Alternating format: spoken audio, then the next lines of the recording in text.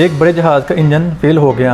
जहाज़ के मालिक ने एक के बाद एक को आजमाया, लेकिन इनमें से कोई भी जहाज़ का इंजन ठीक ना कर सका।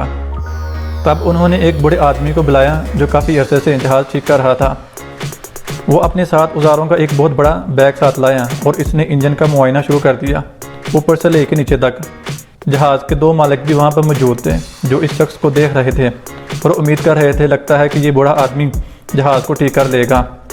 चंद ही मिनटों बाद जहाज़ चलने के काबिल हो गया। एक हफ्ते के बाद जहाज़ के मालिक ने बूढ़े आदमी से $10,000 का एक बिल वसूल किया। जहाज़ का मालिक बिल देखकर परेशान हो गया कि चंद मिनट जहाज़ ठीक करने के $10,000। जहाज़ के मालिक ने बिल की तफसील मांगी। बूढ़े आदमी ने दोबारा बिल भेजा जिसमें लिखा था जहाज़ रिपेयरिंग के $100 और कब और किस जगह पे करनी है $9,909। मोरल ऑफ दिस स्टोरी, जब हम ये कहानी सुनते हैं तो हमें लगता है कि ये बूढ़ा शख्स इतनी कम मेहनत के बावजूद इतना पैसा कमा रहा है। ताहम बहुत से लोग ये नहीं जानते कि जहाज़ की रिपेयरिंग कब और किस जगह और कैसे करनी है। ज़्यादातर लोग जल्द नताइज हासिल करने और आसान और आम रास्ते पर चलने पर तवज्जो देते हैं। जो आसान हो कोई ज़रूरी नहीं कि वो कीमती भी हो। अक्लमंद लोग ज़्यादातर ऐसी चीज़ों को सीखने की तरफ तवज्जो देते हैं जो कम दिखाई देने वाली और मुश्किल हों, ताकि कम से कम कोशिशों से ज़्यादा नताइज बरामद कर सकें।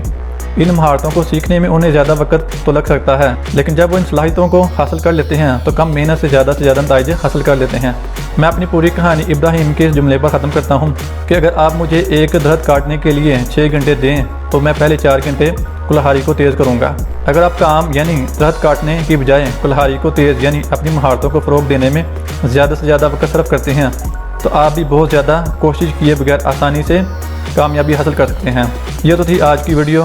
अगर आपको वीडियो पसंद आए तो लाइक, कमेंट और सब्सक्राइब जरूर करें और साथ ही बेल के आइकन पर भी क्लिक कर दें ताकि हर आने वाली नई वीडियो आपको बर वक्त मौसूल हो सके।